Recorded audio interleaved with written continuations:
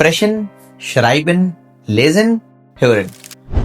If you're the person जिसको lesson सुनते ही डर लगा, that you're at the right place. So आज मैं आपके लिए कुछ टिप्स लेकर आया हूँ कैसे आप अपने लेसन को या फिर रीडिंग को सबसे बेस्ट बना सकते हो, better than the others. Tip number 1, do the actual reading. मतलब देखो क्या होता है कि हम जब एग्जाम देते हैं किसी भी A1, B1, B2 कुछ भी, तो उसमें हम मॉडल टेस्ट करते रहते हैं, उसी का लेसन करते रहते हैं, फिर कहते हैं सर 20 में से 11 मार्क्स आ रहे हैं, 2 मार्क्स आ रहे हैं, 4 मार्क्स आ रहे हैं, ये क्या होता है? इसके लिए डू द एक्चुअल रीडिंग. अब देखो क्या होता है कि यार जब एग्जाम आता है A1, B2 वगैरह वगैरह, तो हम मॉडल टेस्ट वगैरह करते हैं and we get 2 marks out of 20, 4, 5, 15, 100, ठीक है, बट कैसे इंप्रूव करें इसको? भाई you have to read it actually.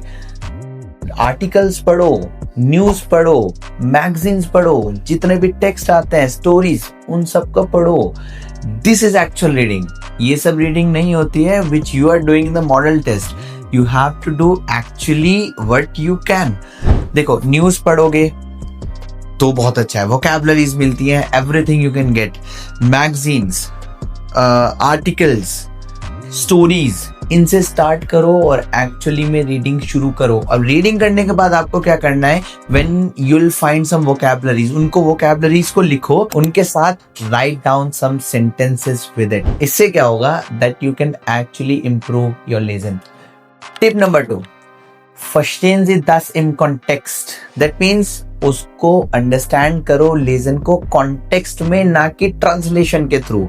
हमारे पास कोई भी आर्टिकल है, कुछ भी है, हमारा माइंड क्या वर्क करता है? इश्क का आय हो गया, इश्पीला का प्लेइंग हो गया, या फुटबॉल का फुटबॉल हो गया, ठीक है. अरे obviously you will be doing this, but इसके साथ साथ उसको कॉन्टेक्स्ट में समझने का ट्राई करो. मान के चलते हैं वी आर रीडिंग एंड बहुत ही कोई कॉम्प्लेक्स सी वोकैबुलरी आ जाती है, कोई वर्ब आ जाता है जिसका आपको नहीं पता है, तो rather than just directly going to dictionary कि जल्दी से डिक्शनरी देख लेते हैं, थोड़ा सा रुको, समझो कि अच्छा ये सेंटेंस हमसे क्या कहना चाह रहा है, उसको कॉन्टेक्स्ट में समझने का ट्राई करो. थॉरोली ट्रांसलेट मत करो. Tip number 3, never use any kind of translators. Please भाई प्लीज मत करो ट्रांसलेटर्स यूज. वो आपकी जर्मन स्पॉइल कर देंगे, क्योंकि उनको खुद नहीं पता भाई, वो खुद ठीक आंसर्स नहीं देते हैं translators. Exact answers, exact translations उनके पास भी नहीं है. तो इसलिए मैंने पहली टिप में ही बोला था कि कॉन्टेक्स्ट के थ्रू करोगे, समझोगे अच्छा. ट्रांसलेशन के थ्रू करोगे तो आपकी मेहनत जीरो है उसमें, और इसमें कोई इंप्रूवमेंट नहीं आएगी. तो ट्रांसलेटर्स यूज मत करो.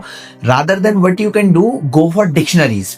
जैसे कोई टेक्स्ट पढ़ा, कोई सेंटेंस पढ़ा, देयर इज अ वोकैबुलरी जो आपको समझ नहीं आई है, तो उसको पूरे को ट्रांसलेट ना करके बस एक वर्ड का ट्रांसलेशन देखो और उसको कॉन्टेक्स्ट देखो कि वो वर्ड कहाँ कहाँ लग सकता है और किस किस कॉन्टेक्स्ट में, किस किस सेंटेंस में आ रहा है.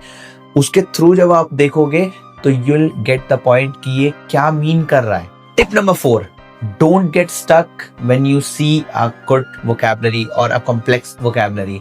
For an example, एक लेसन में, एक सेंटेंस में हम बहुत ही फ्लो में चल रहे हैं, एक बहुत ही कॉम्प्लेक्स सी वोकैबुलरी आती है जिसने पूरा लेसन हमारा स्टक हो गया. ऐसा मत करो, उसको स्किप कर दो और फिर आगे पढ़ो.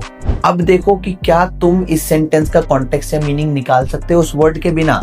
अगर हाँ, देन आगे बढ़ते रहो, उसको छोड़ दो, बाद में सर्च कर लेना, कोई बात नहीं. और अगर तुम्हें लगता है नहीं अभी मेरा कॉन्टेक्स्ट मेरे को बिल्कुल ही समझ नहीं आ रहा इस वर्ड के बिना, तो उसको पहले कॉन्टेक्स्ट में समझो, then go for the dictionary, but stuck मत होना. So these were the tips जो आपको हेल्प करेंगे आपके लेसन को बेटर करने के लिए. और आपको अगर सारे मॉड्यूल्स बेटर करने, अपनी जर्मन बेटर करनी है, then subscribe the institute and follow our journey.